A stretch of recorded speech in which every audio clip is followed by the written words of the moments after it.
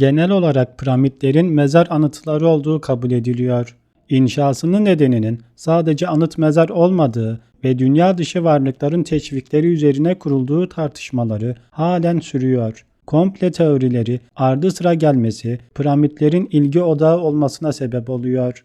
Teoriye göre bir tür diriliş makinesi olarak tasarladılar. Mısırlılar geceleri gökyüzünün yıldızların etrafında dönüyor gibi göründüğü alanın cennete giden fiziksel bir kapı olduğuna inanıyorlardı. Mezar odasından Keopis piramidinin tüm parçaları boyunca uzanan dar şaftlardan biri doğrudan gökyüzünün bu kısmın merkezini işaret ediyor. Piramidin ölen firavunun ruhunu doğrudan tanrıların diyarına ulaştıran bir çeşit geçiş kapısı olabileceğini düşündüler. Tüm Mısır piramitleri, Mısır mitolojisinde batan güneşin evi olarak firavunların krallığıyla ilişkilendirilen Nil'in batı kıyısına inşa ettiler. Pek çok piramit, çöl kumlarının kapladığı yer altında gizemini koruyor. Az düzeyde, gözle tespit edilebilen piramitler en fazla moloz yığınları kadar görülebilmektedir. Arkeologlar bilinmeyen piramit yapıları arayışına devam ediyor. Howard Carter'ın arkadaşına yazdığı mektupta büyük bir keşiften bahsetti.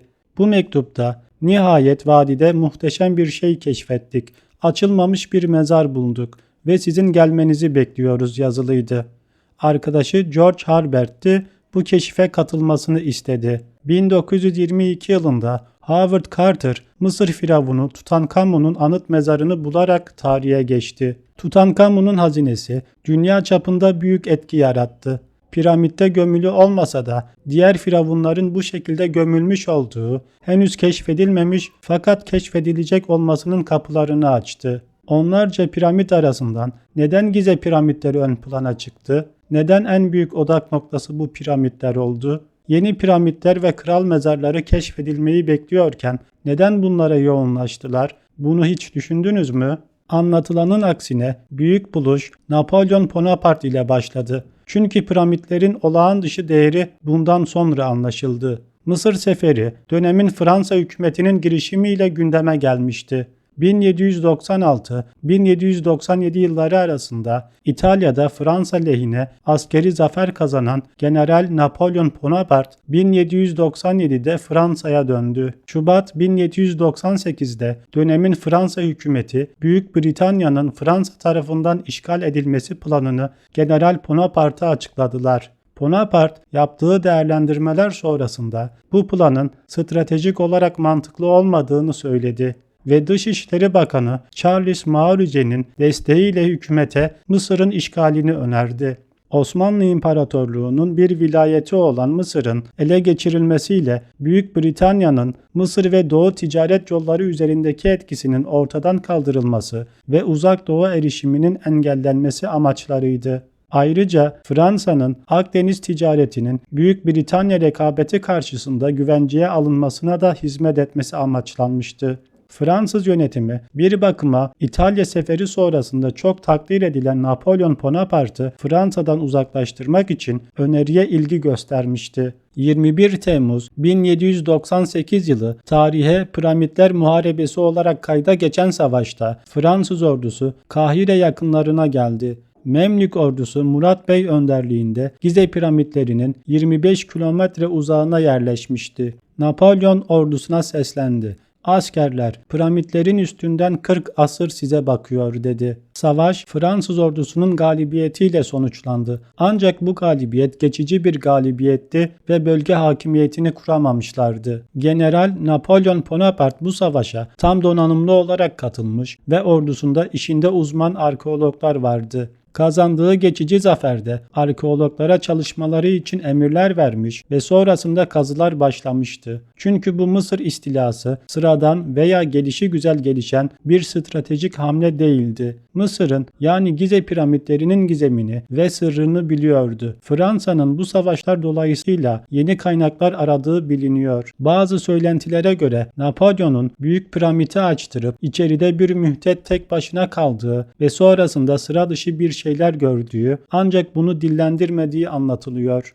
Bunun ne kadarı doğru, ne kadarı abartıdır bilinmez. Ancak bu konuda en mantıklı yorum Napolyon Bonaparte Mısır Savaşı'nda mutlak galibiyet alabilseydi piramidin gizemini ve hazinesini bulmuş olurdu. Büyük gücü elinde barındıran bu keşif bir sır gibi saklandı ve dikkat çekmemek için dillendirilmedi. Piramidin gizemi gerçekten anlatıldığı gibi boyutlar arası iletişim ve yolculuk yapılır mı? Ya da dünya dışı varlıkların inşa ettiği yüksek teknoloji bilgileri barındıran bir sığınak mı bilinmez. Gerçek olan şu ki bu piramit gerçeğini dünyada birilerinin biliyor olması ve açığa çıkmaması için maddi gücü elinde barındıran oluşumun bunu engellemesidir. Piramide zarar verilir, yıkılır, hasar görür. Bu yüzden ilerleyemiyoruz. Boşluklara açılan kapıları kıramıyoruz, açamıyoruz gibi söylemlerle insanları yanıltmayı başarıyorlar. Amerika Birleşik Devletleri Başkan adaylarından Ben Carson piramitlerle ilgili yaptığı yorumda bu yapıların tahıl depolamak amacıyla inşa edildiğini söylemiş, medyanın gizemli beklentilere olan inancını kısa süreliğine de olsa sarsmıştı. Piramitlerin sırrı neden hala çözülemiyor? Mısır piramitleri dünya üzerinde yer alan en popüler ve en fazla merak edilen yapılar oldu. Mısır piramitlerinin gizemi uzun yıllar boyunca çözülemediği için birçok komplo teorisinin gelişmesine neden oldu. Mısır'da halen sağlam ve ayakta duran yüzün üzerinde piramit bulunuyor. En ünlü piramit Keopis piramididir ve bu piramit dünyanın 7 harikasından biridir. En eski piramit ise Zoser piramididir, diğer adıyla basamaklı piramittir. İmhotep tarafından tasarlandı. Bu piramidin önemli ayrıntısı ise inşaatında çalışan işçiler, mimarlar ve piramidin yapımında görev alan herkesin öldürülmüş olduğu anlatısıdır. Piramitlerin inşasında birçoğunun 20 ton olduğu söylenen taşlar kullanılmış. Her piramit döneminin Mısır kralları adına yapılmış ve krallar öldüklerinde mumyalanıp bu piramitlerde yer alan mezarlarına konulmuş. Mezarların bulunduğu odalara yılda 2 kez güneş ışığı girer. Güneş ışıklarının girdiği tarihler kralların doğduğu ve tahta çıktıkları tarihlerdir. Piramitlerde yer alan mumyalarda radyoaktif ve bir çeşit zehirli madde bulunduğundan dolayı keşfedilen mumyaları inceleyen 12 bilim insanı kanser ve ölümcül hastalığa yakalanmış ve ölmüşler. İçinde yer alan birçok odaya hala girilemiyor. Mısır piramitlerinin gizemi, yapımının dünya dışı varlıklar tarafından yapıldığına inanılmasından geliyor. Mimarları başka varlıklar mı bilinmez ama düşündüren durumları olduğu da bir gerçek. Kirli olan sular birkaç gün piramitlerin içinde kaldığında kendiliğinden insan müdahalesi olmaksızın arıtılıp temizleniyor olması,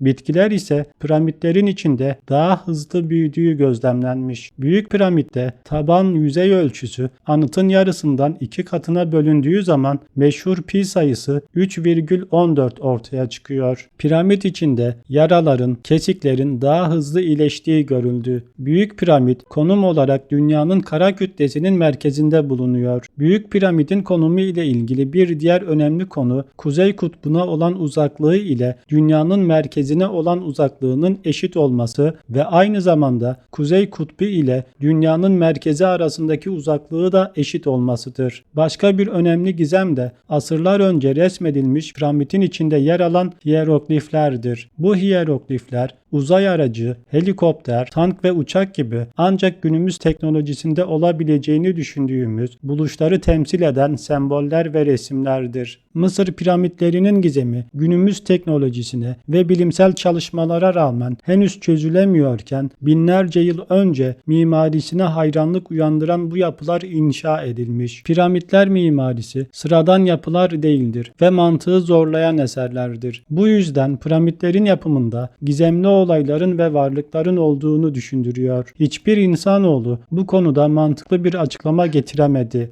Videonun sonuna geldik. Videomu beğendiyseniz beğeni ve yorum yapabilir, düşüncelerinizi bizimle paylaşabilirsiniz. Bilgi paylaştıkça çoğalır. Başka bir videoda görüşmek üzere. Şimdilik hoşça kalın. Abone olmayı unutmayın.